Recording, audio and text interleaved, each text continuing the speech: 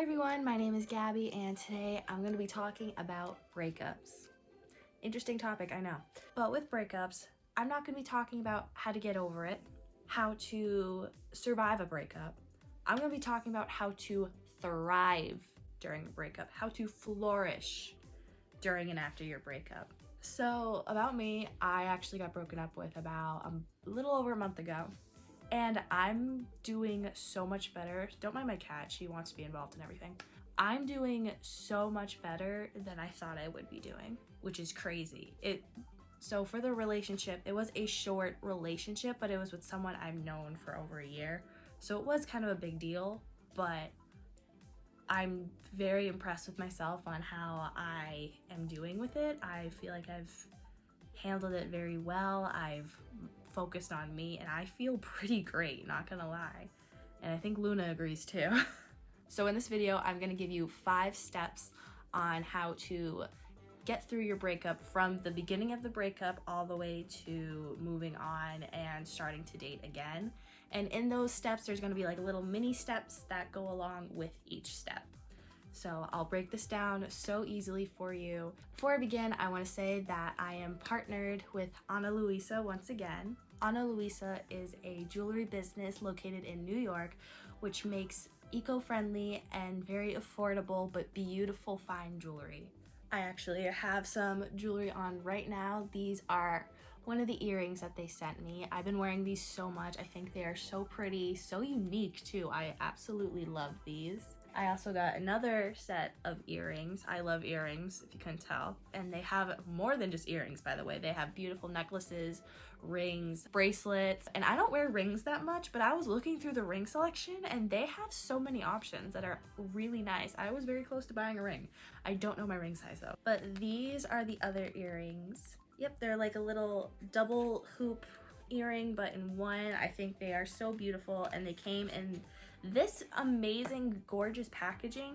Is very eco-friendly and it makes like traveling with jewelry so like great. Like I could easily put my earrings in this and put it in my purse and it would be easy to find.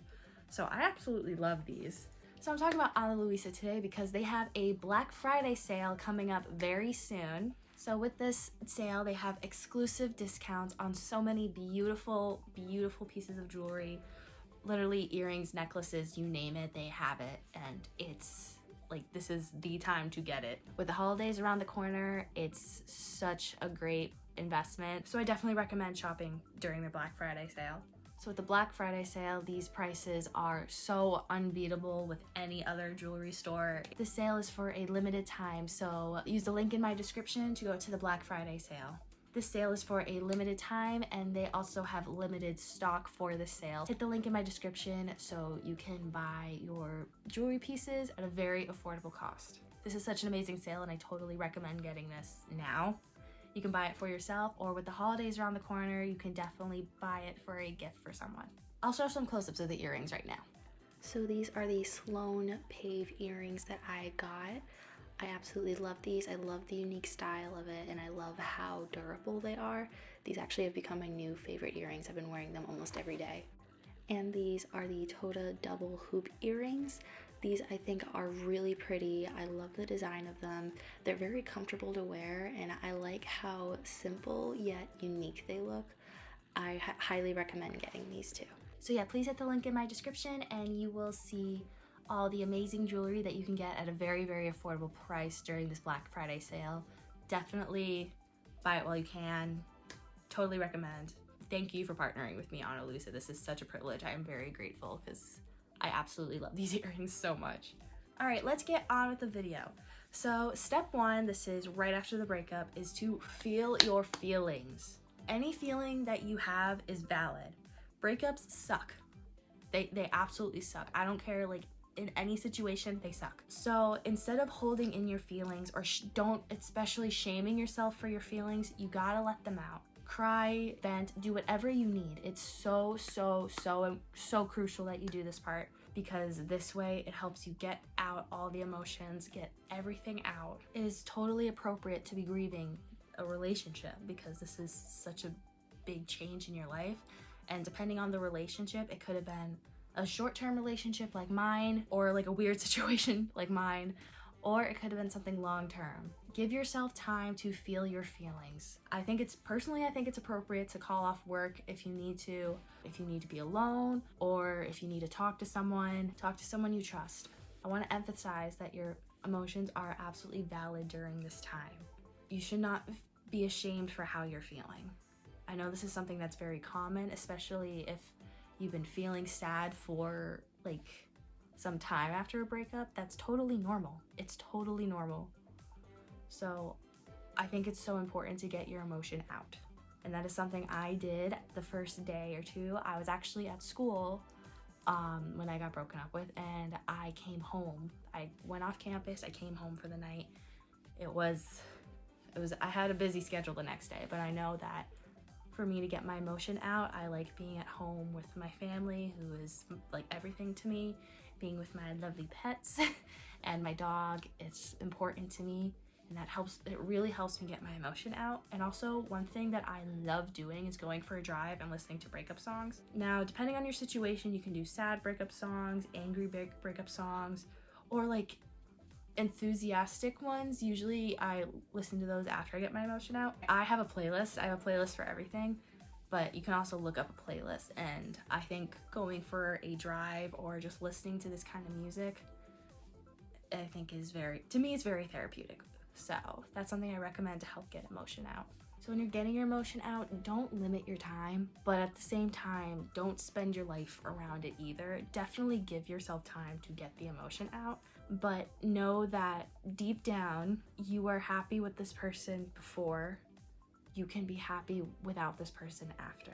That is something I think about a lot in relationships and breakups, that I was happy and perfectly fine before. I will get back to that. It may take time, but I know I will get back to that. And that leads us on to part 2, which is moving on. Depending on the relationship, it might be easier or harder for this step, and depending on how it ended, if it was something bad or if it was mutual, this part could be different for everyone. So I have different examples on how you can move on. You can do one of these, you can do all of these, you can just think about these however you want. Here are some things you can do to help you move on. So first one you can do is make a list of the bad things in your relationship. But do this when you're ready, because if you're still grieving, it might not be the time. Like if you're still very much grieving. So you write things about the relationship that you didn't like. Maybe this person didn't plan as many dates. Maybe this person was not great at texting, whatever. But you can also use this as a self-reflection too. No one's perfect in a relationship. Obviously, everyone has flaws, and that's totally fine. But you can use this as a way like, hey, maybe I'm a little anxious, or maybe I have a hard time talking about things that upset me. This way you can use this as a self-reflection to see your issues that you can improve on during this time before you're ready to date again, which will take time for everyone. Another thing you can do is make an ick list and a dream list. Now, when I say an ick list, I don't mean your stereotypical ick list, like, oh, he wears flip-flops, or oh, he uses a weird emojis. Like, that's not an ick list. That's just stupid. When I say an ick list, I mean things that are non-negotiables in your relationship, and it can be as strict as you want. Like for me, what's important to me is he has to like dogs. If he doesn't like dogs, it's not gonna work out, because my dog is my baby. Another thing for me is that he doesn't have goals for the future. For me, I need someone who at least has future plans, like for themselves, has goals in life. If they don't, that's an ick for me. It can be things that are definitely your turn-offs in relationships, just like your non-negotiables. And then on the other hand, you can make a dream list. These are qualities that you are looking for in a relationship that are important to you. So for me, I want someone who has similar values. I want someone who's obviously smart, and I want someone who is effortlessly funny. I like someone who is a true gentleman, plans dates, and even then, I'm looking for more. And I think high standards are always important in anything. This can also be with attraction. There is nothing wrong. I feel like this is something with girls, is like, people say to always look at the person, look at the inside, which is important, but if you're not attracted to this person, it's not gonna work out. Like, guys wouldn't settle for someone they're not physically attracted to, right? So why should we? So I think it's important to be physically attracted to them as well as attracted to them as a person. But definitely in a dream list, you can also write physical attraction. There's nothing wrong with that. And the last part of this step is to write a letter to him about everything that you want to say. Every angry thought that you have, everything that you want to apologize for, everything you can write in this letter. Obviously, do not send them this letter. After you are done, you can either burn it, rip it up, throw it out, get rid of it somehow. Because seeing it physically go away can help you move on mentally. It's like sending that angry text that you really want to send without actually sending it. That's what this is doing. It's helping you get everything out without actually sending it, because you can move on. He doesn't need that. The third step is your own glow up. So do things for yourself. Do what you want to do to help you glow up. For example, if you wanted to get your hair cut, get your hair cut. If you want to try a new style, do that. If you want to buy some amazing jewelry, you should. Black Friday sale, link below. Definitely check that out. Now, when I'm saying dress how you want, I'm not saying dress in spite of your ex. Like, your ex hated short hair, so I'm gonna cut my hair. Do what you want to do regardless of what he likes. Maybe he also likes short hair, but you want to cut your hair, so do it. He's irrelevant now. Anything that you want to do to change your physical appearance, do it. So yeah, get that haircut, do your nails, buy that makeup, do whatever you need to make you feel good in your own skin. And part of also glowing up is glowing up mentally. So start journaling, go to the gym for your mental health. You don't have to go to the gym, but move your body in a way that makes you happy. So that could be going to the gym, or it could be doing workout classes, or going for a run, or just going for a walk, playing a sport, or dancing. Moving your body releases endorphins that make you happy for your mental health. And of course, it's also good for your physical health as well. Another thing you can do is start gratitude journaling. I try to do this every single night. I write down 5 things I'm grateful for, and I try to relate it back to that day. The more you do it, you start noticing gratitude throughout your day. I think that's such a great thing to do. So if anything, gratitude journal. And the fourth step, my favorite step, is solo dating. I emphasize solo dating so much on my channel. And one thing I've noticed about solo dating is it's becoming more of a trend. I see it a lot more on TikTok, which is so great. Take yourself out on dates. When you do this, you learn so much about yourself. And like me, if you're introverted and a little socially anxious and you take yourself on a solo date, you feel so great after, because you put yourself in an uncomfortable situation and you grew from that. It's such an amazing thing to go on a solo date. I can't recommend it enough. Take yourself on dates of things that you enjoy. If you like going for walks, go for a walk.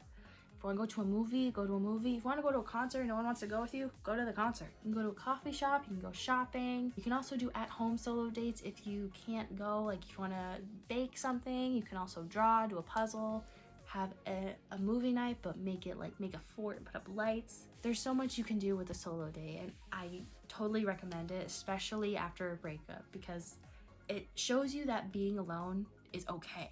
Like, there's nothing wrong with not being in a relationship, especially around the holidays, because this is the time that people are like sad if they're single, and I think it's a blessing in disguise. You don't have to worry about buying gifts for someone else. For me, I'm the only sibling in my family that's not in a relationship, and yes, it's hard at times, but like I think about it and I'm like, that's their timeline. I'm still very young, so I'm totally fine with being single during the holidays right now. I got other things I can focus on, like myself. So this is your time to be selfish. Embrace it. So yeah, take yourself out on solo dates. Don't wait for someone else to take you out. You don't have to wait for anyone else to do that. And I think this is such an important step in moving on and flourishing in your breakup. This is you flourishing. And finally, the 5th step is getting back out there.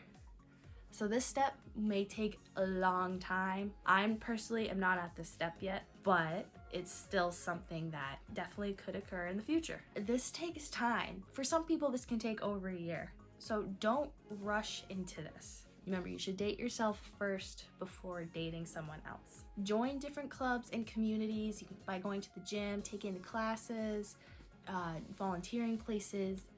Join communities of things that you are passionate about. Because when you meet people there, it can also be meeting friends as well. Meeting people there, you already have a common interest. So for example, if you're trying to meet people at clubs and bars and you're not someone who likes to drink, that might be an issue. You're not going to find a lot of people with common ground in that situation. Now, if you are online dating, personally, I'm trying not to right now just because I prefer to meet people in person. However, I've spent basically up until now all of college online dating, so I know what I'm saying. Be picky. Like, really look at their bios, see like if you guys have common interests, if you have common beliefs, common values. Make sure that you are attracted to them as well. That's always important. And one thing with online dating is, unfortunately, especially guys around my age, I'm 21, guys around my age, they are just looking for something casual. And if you are like me, I'm not a casual girl. So don't settle because you're too impatient to wait for something more. That is a quote that I live by. And of course, when going on dates, be safe. Don't go to their house on a first date. I recommend driving yourself to a first date. I know that's not for everyone, so some people prefer one way. I say it's safer to drive yourself to a first date. Don't go to a movie for a first date. That's just a general tip, because you're not gonna talk. You're just gonna watch a movie.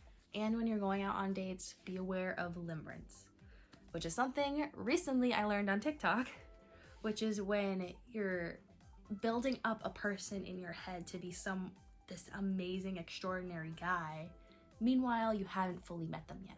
If you're talking to someone on Tinder and then, you know, they're responding in nice ways and you're like, oh my God, this guy is absolutely perfect, and you're building up all these amazing things in your head, you're gonna think like that before even meeting him on the date. So that's something I will be focusing on when I am ready to date again. I'm gonna focus on when I am starting to do that and to not do that. So when you're going on dates, obviously have standards, but don't expect anything from him. Like, it's a standard for him to hold the door open for me, but I'm not gonna expect him to do that. If he's not gonna do that, then he's not for me. Basically, when you are going out, don't settle. When you're going out again, do not settle. And those are the steps that I have for you guys today. I hope you enjoyed this video, and if you did, please subscribe to my channel and give this video a thumbs up. I am almost done with my second to last semester of college, which is crazy. So I will definitely be giving you some updates on my nursing school area and everything going on. And don't forget, Black Friday sale on a Luisa. Hit the link in my description. This is the time to buy jewelry. Like, it's such an affordable cost. I can't recommend it anymore. So definitely make sure to check that out. All my social medias are linked down below. So is the link to the Black Friday sale. Thank you guys so much for watching. I hope you guys are having an amazing day, and I will see you guys later. Bye.